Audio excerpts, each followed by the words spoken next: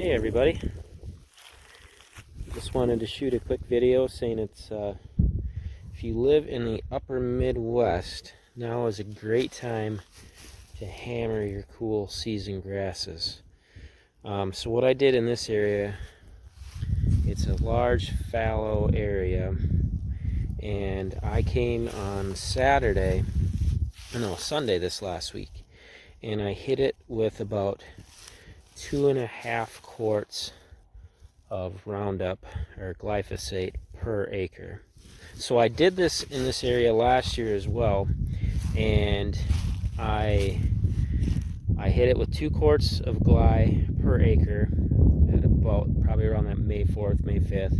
I think it was around May 20th we burnt, and we got a phenomenal response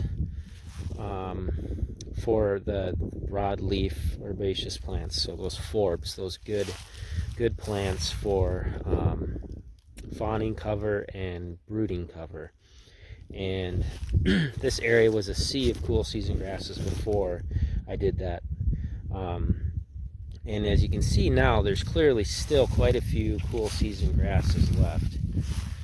It's actually a lot of quack grass that's growing right now, but I mean, you can see there's bare spots, so I did get somewhat of a kill. But what I think happened is I think I got a decent top kill of the cool season grass last year, and then when I released it with fire, those warm season forbs outcompeted the cool season grass. But I think there was still a lot of cool season grass underneath those forbs that I didn't realize, because if you would have asked me last year, I would have thought I got probably a 70 to 80% kill on this cool season grass. And if you look at it now, I'm not quite sure I got that great of a kill. But the reason I think I did poor on my kill of the cool season grasses, with Roundup, if you spray it when there's cooler nighttime temperatures, you have to increase your application rate. I've read, I don't know, there's different literature on the subject. Some has said that, if the nighttime lows are below 50, you should increase your application rate. Others say if it's under 40, you should increase your application rate. I do believe it was cooler last year when I sprayed, and I think I just did the 2 quarts to the acre, and I think I more just top killed a lot of this instead of fully killing the plant, and that's why I still have some cool season grass this year. But yeah, if you have cooler nighttime lows, you want to increase that application rate. One piece of literature I read said, by a third if it's under 50 degrees. I read another thing that said you actually need to double it. So I don't know what the exact right answer is. If you look, I mean, I've read these from different agronomists and from university studies, and I just can't get a clear answer. But I know if it's cooler, you need to up that rate. So that's why I did about 2.5 quarts to the acre this time, because the first night it didn't drop below 50, but the second night after spraying it was going to drop below 50, so I decided to bump it up a little bit, and hopefully I nuke these cool season grasses. So the hope then, when you kill the cool season grass, the hope is you release that seed bed and you get that good herbaceous growth response to create good fawning and brooding cover. And last year when I released it with fire and I got that good herbaceous response, this area was chock full of turkey poults and fawns. I would drive this corner right here, and I even put a video on my page, and I think I counted 20 poults one time that came running out of here. There might have been even more, but if I would drive this whole area, I'd have poults busting all over the place. So if you want to increase your turkey numbers, you need to give them good brooding cover. And when you give them those broadleaf plants, they make that nice canopy, but there's still room underneath for them to move around. Whereas if you have that thick, dense, rank grass, they can't move around as easy, and it doesn't create good brooding cover.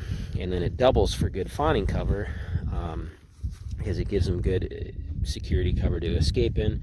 The broadleaf plants are deer food, So as the fawns get older and the does are in there too, they have access to good food. But it creates great fawning cover, and the deer will definitely use it.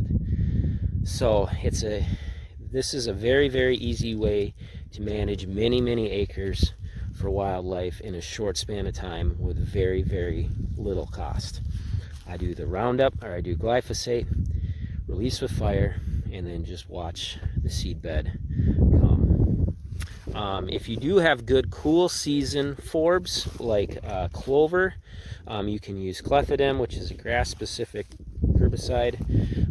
Because obviously if you use glyphosate, it's going to kill everything. But if you look here, like, there is not much for broadleaf forbs right now, so that's why I just went with glyphosate, because it's way cheaper, less than half the cost of clethodim. But if you had a lot of clovers and things that you wanted to keep, you could use clethodim and just specifically target that grass. When I was spraying, I noticed cool season grass, some thistle, and what we call stinkweed. I don't know if that's the technical term for it, but all that is not beneficial really to anything. So that's why I went with Roundup, because it's cheaper and saves me money, but still accomplishes my overall goal. So this year, in its second year, it's probably going to release more perennial forbs. Last year I saw a lot of annuals come. This year I'll probably see some perennials start to show up. And I don't plan on burning this year. I'm going to see what kind of response I get after this kill. But if I still have some cool season grass to manage next year, I'll probably do a burn again next year. And then after that, I think I'll just let it sit. And I want those forbs to come in. After 2 or 3 years, you'll start to see a woody response. I know I'll see a woody response in here, because there's a lot of tree seeds that blow into this area. Which I want, because in the winter, that woody response, that's great deer food. So yeah, so I'll probably give this one more burn here next year, and then just set it and forget it. So there you go, quick and easy way to change many acres quickly. 2 quarts gly per acre, a little more if you got cool overnight lows. Release with fire after 2 or 3 weeks, and then just see what the seed bed gives you. Of course, if you get some invasives, you want to manage those as they start to show up. Unfortunately, in this area, I didn't see much of any. A little bit of Canada thistle, which I sprayed. But overall, just a great response. I'll take a couple photos from last year.